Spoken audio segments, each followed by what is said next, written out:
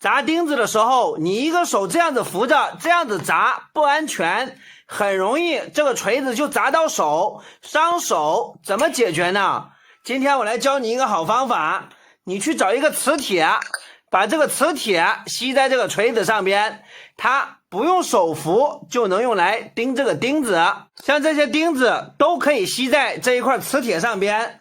我们把这一块磁铁先简单的用胶带缠住它，缠在这个锤子上边。你看一下这个方法好不好用？直接像这样子绑紧它，这样子我们钉钉子的时候，钉子就能垂直吸在这个上边，它也不会往下掉了。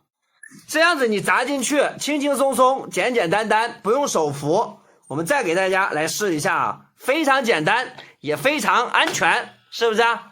简单又实用的小技巧，直接把一块磁铁放在这个锤子上边，非常实用的小技巧，它也可以把多余的钉子吸在这里。